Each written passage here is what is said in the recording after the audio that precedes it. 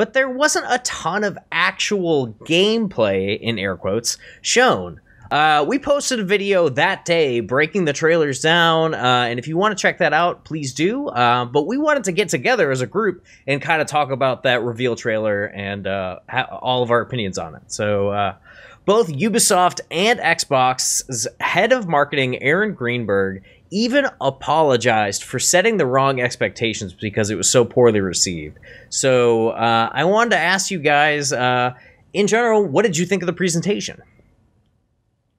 Yeah, I'm excited for next gen and for the Xbox Series X, but that was a very disappointing presentation. Mm-hmm. They were hyping this thing up for days, and it might have even been up towards a week, where they're like, this is going to change everything, and you're going to see stuff that you've never seen before. And then, you're all excited about that, and then you get to these trailers, and they're just like normal trailers. They don't really... They didn't do anything for me. A lot of the games didn't even... They showed maybe 5-10 seconds of gameplay, and then the rest was CGI cutscenes. And I don't know who doesn't know this, but they clearly don't realize that cutscenes are not gameplay. So I was a little frustrated, especially with like Valhalla, because they said, we'll reveal the gameplay at this event, and then they showed CGI cutscenes. That's it. Right. Do you think like the wording was off? Because maybe they meant like, oh, it's in game, but cutscenes. It's not like you actually playing. Because there's a difference between in-game cutscenes and CGI cutscenes. They called it like the first look gameplay trailer. So I don't know. And what it was in-engine gameplay, in-engine footage of a movie. It wasn't... I think what people, when they hear gameplay, they hear, I'm going to see what it looks like for me to actually play this game. And that is not what we saw. There was nothing about, like, if I had a controller in my hand and I was controlling the movement, that's not what would show up on the screen. And I think that was the huge disconnect for a lot of people. Yeah, and I feel like it was especially disappointing for me since, like, they've been doing a really good job of getting that hype train really moving and going, like, oh, this is going to be the most advanced. Here are all the massive specs. Here are some CGI footage that looks amazing for the next gen, and we're finally going to actually see what it is, and then fizzle, flop. And it's like, oh, was all of that hype also kind of overblown? I don't know. Yeah, they say one thing and then they show this. It's like, it kind of undoes all of the stuff that they've built up before, because this is the very first real look as they were touting it. So, I was really disappointed. It definitely, I feel I kind of agree with you in that it definitely halted the momentum that they had, because they were very deftly like doing backflips over stones across a river, being like, look what we're doing with next gen. And then they were about to hit the last stone and they fell flat on their face. And it's just like, okay. So I feel like they have to do damage control now. I don't think that they've totally messed up their, like, the momentum they had, but, like, they definitely, I mean, it totally ruined it. Like, it's not dead, but they definitely messed it up. They messed it up and they got to fix it now. So they at the very beginning of the presentation, they said, we're not going to show any of the first party Microsoft Studio games. Yeah. And, hopefully they're going to show it in July. I think they said July. So hopefully when July comes around, they don't stumble on their first party games. Yeah. And they actually show us a little bit more than what they did in this. I mean, it's really great for first party Microsoft games, because now they know exactly what not to do. Yeah. It's like really kind of like third party took the bullet for them, and now first party gets to like, oh, okay, cool. So gameplay, all right, we get it now. I just wanted to say that, like, it's not just us that feel this way, because if you look at the Inside Xbox video on their YouTube channel, the likes to dislikes are like 20K likes to like 30K dislikes. So Like this is a general consensus. I read somewhere that they took the video down at one point to refresh the dislike bar. Oh really? Yeah, and they put it back up and it just got hammered again. Yeah, because I just checked tonight before we went live.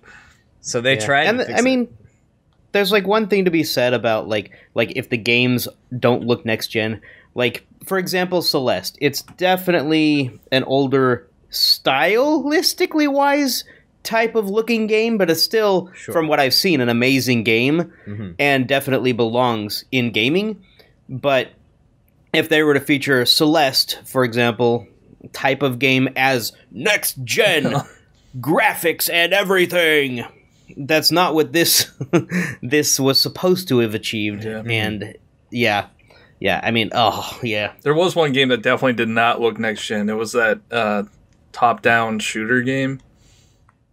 I thought the Ascent. It just looked like something from the past. My hot take on Ascent is that it could potentially be next gen, in that the work of that wouldn't be on the details of the characters. It would be that the environment that you're in is huge and is very populated, and there's NPCs that are very detailed, walking in the background, while your frame rate is still super high. Or you have 1,000 dudes attacking you, and you have bullets on the screen. If the amount of CPU intensiveness that it would take to run a twin stick shooter, I think potentially it could be something that would showcase next gen. I don't know if we really saw that in this trailer, but that's kind of where my head went when I saw the Ascent. I was like, oh, maybe because Diablo 4 is kind of doing the same thing, where they're it feels a lot like Diablo 3, but if you really break down what they have on screen, it is a leap in technology. Yeah. And then you get into the debate of whether or not a game like that would need something such as ray tracing. Would it, really benefit all that much if it's just a top-down shmup, potentially? I don't know. The thing about ray tracing in general, and just sort of a lot of this stuff in general, is that it's in the eye of the beholder. It's if you don't care about shadows bouncing, light bouncing in a realistic way off a character, and you just, it's I don't, man, I don't care. I care about gameplay, which is the debate between which is Switch is just I'm not even in this fight, leave me alone. I only care about making good gameplay. But can you imagine Animal Crossing with ray tracing? it would probably look dope. I think have you seen Minecraft with ray tracing? True. A lot of it's gonna have to do with art style. Nintendo games have more cartoony art style. They're not really hyper realistic, so the lighting is not going to be that drastic, I don't think. Yeah. So I guess we can jump into the what is next gen, what isn't next gen. But of the stuff that you saw, what were you the most excited for out of the presentation? I really liked the bit for Call of the Sea. It looked like a really cool deserted island kind of mystery puzzle solving. I really get into those games that are similar to Myst or other such games like Myst. Have you tried Firewatch? Because that's what it was giving me Firewatch vibes. Where you're I have not. I'll have to look at that. Firewatch is. Go ahead, John. It's a little different than you're used to. It's a walking sim. And the only interaction you have is you're talking to this ranger, and it's an emotional roller coaster. So if you're looking for an action game, it's not that. Yeah, which is what I didn't think this was. Is it a lot of puzzle solving? It's light puzzle solving. It's a lot of exploration and it's just story discovery. Yeah, it's a very story heavy game. Yeah. Oh, okay. It's a great game. The dialogue is amazing. I think you should check it out anyway. Yeah. Okay. John, what were you the most excited for? I never could think of the first one. It's Bright Diary? No, Bright Memory Infinite. Bright. Bright Memory Infinite. That looked next gen to me. Like in my eyes, that looks next gen. And what is crazy, it's made by one guy. It's a one-person studio. That's so nuts. And yeah, the gameplay looked really fun on that. It looked like a mix between like Apex Legends and there was like some sword play, like Titanfall mixed in there a little bit. Yeah. So that looked cool. There was like a Centurion that came in, like that. Like when they opened with that, I got so excited. I'm like, nice. This is what we're gonna be seeing. They definitely opened on a high note. And then they had stuff like Scorn was just creepy, like just weird. Yep. And not gameplay. Yeah, not gameplay. And there's some suspect things in there. Yeah, very suspect. Yeah. But yeah, I think Bright, that's my most excited one. And even the medium looks really cool. I like those psychological thrillers. That's from the team that did Blair Witch, and that was a different experience than I'm used to. Yeah, I'm trying to think. I mean, I'm still hyped for Valhalla. Don't get me wrong. Oh, yeah. But I don't know. Of like the new stuff I saw, I think maybe Nexus. What was it? I like that one. I saw Scarlet Nexus. Scarlet Nexus. The anime one. Yeah. I thought that looked cool. There were times where I was looking at the animations and the visuals of like the characters, or like there were like army men shooting off missiles, and I'm like, this feels like it's like pulled straight from an anime and dropped into a 3D world. Like that looks so cool. So like that was exciting to me, and like I've been kind of digging those action games recently. So it's a Bandai Namco game, right? Yeah. And Scarlet Nexus kind of threw me off a little bit because they kept it almost seemed like there were several different art directions going on. Yeah. Like one was like a fully realized 3D environment and characters, and then they switched to a totally cartoonist like hand-drawn 2D anime style. I mean, that's how a lot of those action games have, like their cutscenes are like anime, and then the gameplay is actually like a 3D. It's world. more 3D with like, you know, anime textures drop on top. Yeah. I thought it was Code Vein. Like I thought it was Code Vein too. Like that's what it looked like to me. I thought it looked sweet. And then Bright Memory Infinite was just like what I thought the whole presentation was going to be. Yeah. Anybody else? Do we hit them all? Everybody? Cam didn't get to go. I think he said Scarlet Nexus. Yeah. What did you like about it? I mean, I caught the highlights afterwards because I'm not going to be getting an Xbox, so... They're on PS5 too, though. Yeah, like, nothing's confirmed yet, but I bet a bunch of these are going to be on PS5 too. But, yeah, like, the Scarlet Nexus game was the only one really that, like, intrigued me. I'm not really... I didn't really go for all, like, the super super realistic ones. You're not into Vampire Bloodlines? Yeah, that was hyper realistic. That was way too. That looked like a 360 game. That dance scene between the guy and the girl looked like a Nintendo 64 game. Yeah, it didn't look next gen, but it was current gen enough to look really disturbing. The renders did not look good. Like the character models, they didn't look good. It looks like I'm playing, not to get too off track, I'm playing a 360 port on my Switch right now, and it looked exactly like that. Like the facial movement and everything, I was just like, wow, like what is this? Just so bad. I mean, but also I sat and edited that video for a long time, so like, no, I agree with you though. Like, I scrubbed that thing like a million times, so I was looking for everything. I mean, when I was watching it, I'm like, this doesn't look like a next gen game at all. That was bad. All right, cool. So I think the last thing we should talk about before we move on to the next thing is what do you feel constitutes next gen in your opinion?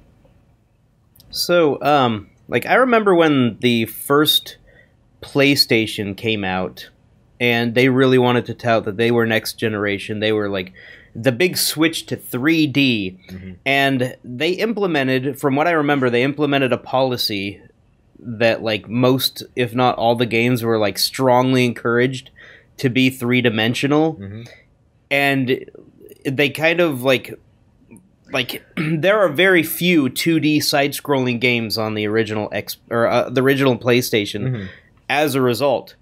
And I feel like I understand where they were coming from, but I'm glad they moved away from that because, I mean, games like Celeste and Shovel Knight have a place in gaming, and they can be just as next-gen as the big old flashy, super mega ultra epic graphics games.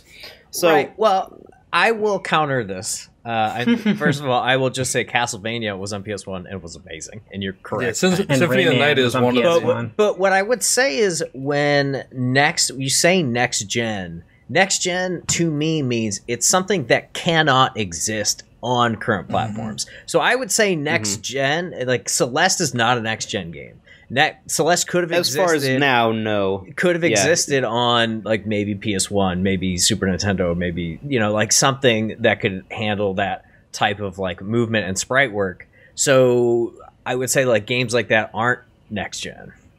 Yeah, I know Celeste would not have been handleable on like SNES and stuff because like just the color limitations in how the sprites are handled. But yeah, as far as now, next gen, like next gen, that's the interesting thing. It keeps shifting. The longer you go, the more that term shifts in what it means. I mean, I think that's what the word "next" means. It's like it's the next one. It's the next generation. It's like what can't we do? And it'll last for like a few years too. Like the first few years, we'll keep saying next gen, meaning like the current gen. So yeah, I mean, I agree. I think it should be something that cannot be done on current gen systems. We had that, that story came out that Valhalla is only going to be 4K 30 FPS. And like my Xbox One X could do that. So what are you going to offer me to want to upgrade to next gen to play this game? Right. That's how, again, I'm like hard pressed to be like, why? If I can do that on my One X, like, what is it offering? It's because it's weird though because that game it's cross gen, so it's like what really can they do? They can't offer you like two separate experiences. It would cost them a gazillion dollars to make two games that are like. And if they're offering it to you for free to upgrade, that has a smart delivery thing. It's very true. And I feel like graphics can't be the whole story. Like you could just lower if you're able to simply lower the resolution or the graphic fidelity and put it onto a previous gen system, then to me that's not as next gen enough as you need for that distinction. What do you mean when you say graphics? Like for example, if you take a game like one of the Doom games on current gen and port it to the Switch. Well, Switch is kind of the equivalent of last gen. And so does that really qualify as current gen at that point when it's on the Switch? I mean, that's just lowering the graphics, basically. So if the next gen, for example, were to be VR or motion controls in a way we've never seen it before, then games that implement and utilize those cannot be successfully ported to a previous generation. That, to me, really identifies next gen to a large part for me. But that's never been I would say that. Yeah, because like if you compare the games that came out at launch for PS4 and Xbox One that also had ports on the PS3 and Xbox 360, you didn't really see the major improvements until like the older versions were kicked out. Yeah. That'll probably be the issue here. Unless they just continue to do this smart delivery and there's always going to be cross-gen for years and years and years to come. Well, I guess then just think about it in the way that PCs are. Like, if I have a better PC than you, I can run a game at, like, with all the particle effects turned all the way to max, all the shadows turned all the way to max, ray tracing turned on, 4K turned on, 120 hertz turned on. Like, if the box that Xbox sells me can do that at max, but like the other Xboxes that we all bought a couple years ago can't do that ever, no matter what they do. Like, that's the difference between next gen and last gen. It's just literally how much crap can the CPU and the GPU handle, like, without melting. I remember watching a lot of, like, when the last gen came out, like, comparison videos, like, this is the PS3 version, this is the PS4 version. There, like, wasn't that much difference. You had to, like, wait until the PS4, like, only game came out to see, like, a big, huge difference. Yeah. Like, Half-Life Alyx with the very next-gen style VR with the controllers that you can really have massive dexterity in. Like, that's PC, and you got to have a really nice beefy PC to run that. And if the next gen consoles can run that type of equipment, that would be next gen. If the current gen cannot run that type of equipment, I don't think. It's beyond the scope of that equipment. So, it has to do a lot with the gameplay, for me at least, more than just the graphical enhancements. Like, graphical enhancements, yes, constitutes, but it's more than that, I feel like. But that's just for this. You're saying moving forward? Because I don't think that's how it's been. Because, I mean, you're always going to be able to make graphics better. So, better graphics is only part of the story as to what makes next gen, to me at least. Yeah, I mean, they definitely try new things, like gameplay-wise, going forward. Yeah. But I think that ultimately that is, like, in my mind, the divider. Because, like, that's the next generation. But I see what you're saying about, like, you know, innovation and controllers and all that, and VR. Because, like, the Wii. Yeah, I was actually about to say that, like, that's what defined it. It was the inputs. Yeah, and then everyone jumped on board to what the Wii was doing because they were the innovative next generation as far as past just everyone does graphics. We're doing something new and different. That's fair. Word. Thank you guys so much for watching. If you want to check out other PackCast stories, click on the videos on the right. Don't forget to subscribe, and we'll see you next time. Take care.